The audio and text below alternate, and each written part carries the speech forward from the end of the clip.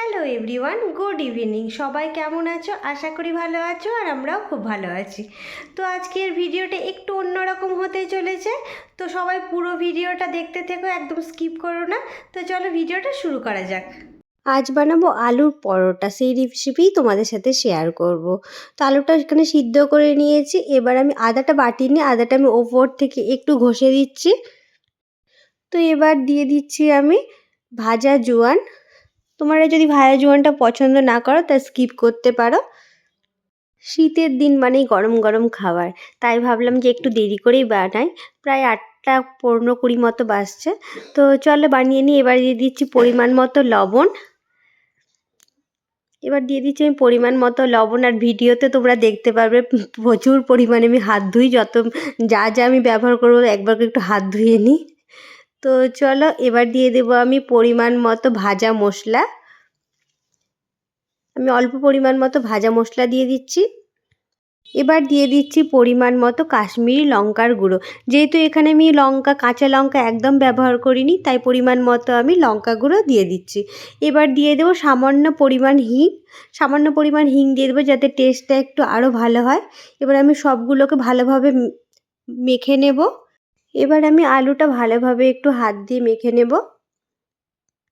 এবার দিয়ে দিচ্ছি ধুয়ে রাখা ধনেপাতা। আর এখন ঠান্ডার সময় তো ধনেপাতা যে কোনো খাবারেই ভীষণ সুন্দর লাগবে। তো চলো ধনেপাতা দিয়ে দিচ্ছি। ধনেপাতা দিলে খাবারের টেস্ট আরও ভালো হয়। তো এবার ধনেপাতা দিয়ে ভালোভাবে মেখে নিচ্ছি আমি। এবার আমি দিয়ে দেব পরিমাণ মতো চিনি। চিনি আমি একটু সব খাবারেই ব্যবহার করি, কারণ চিনি দিলে একটু খাবারের টেস্টটা অন্যরকম হয়।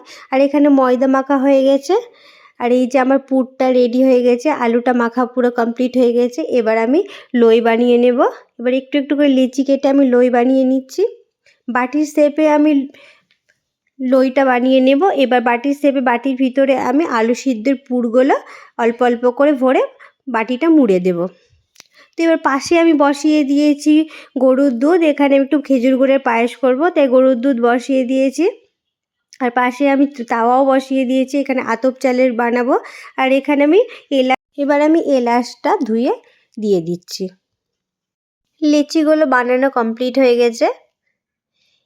এবার আমি একটু ধুয়ে রাখা কাজু দিয়ে দিচ্ছি। আর পরোটা ভাজার জন্য এখানে আমি সাদা তেল ইউজ করছি। পাশে আমি ওভেনে তাওয়া বসিয়ে দিয়েছি। এবার আমি পরোটাগুলো ভেজে নেব। তো আগে বেলে নিই, সুন্দরভাবে বেলে নিই। তো চলো তোমরা ভিডিওটা দেখতে থাকো। যতটা পারছি তোমাদের সাথে শেয়ার করছি, যেহেতু আমি একাই ক্যামেরা করছি, তো একটু ধরে রাখাটা প্রবলেম হয়ে যাচ্ছে। তো চলো বেলে নিই, এক এক করে বেলে নিই। আর এখন প্রায় 9:15 মতো বাজছে। আর আনভি তো এদিকে আসছে, বারবার করে আমার কাছে আসছে আর বলছে মা হয়েছে। আমি বলছি দাঁড়াও, একটু সময় লাগবে। তো দেখো এই যে পরোটাটা, আলুর পরোটা, আমি নিজের বলে বলছি না, পরোটা কিন্তু আলুর পরোটাটা আমার কাছে একদম ফাটে না, একটু আলুটা বেরোয় না, তোমরা দেখতেই পাচ্ছ। তো চলো আমি এটা লো ফ্লেমে আলুর পরোটাটা ভেজে দিচ্ছি। হালকা হালকা বাদামি রঙের হতে চলেছে। এবার একটু আমি তেল ইউজ করছি, সাদা তেল ইউজ করছি। চারপাশটায় আমি একটু তেল দিয়ে দিচ্ছি। তো চলো তোমরা ভিডিওটা দেখে না, আমি এক এক করে পরোটাগুলো ভেজে নিই। আলুর পরোটাটা দেখো কি সুন্দর ফুলে উঠেছে আর ভীষণ সুন্দরভাবে ভাজা হচ্ছে।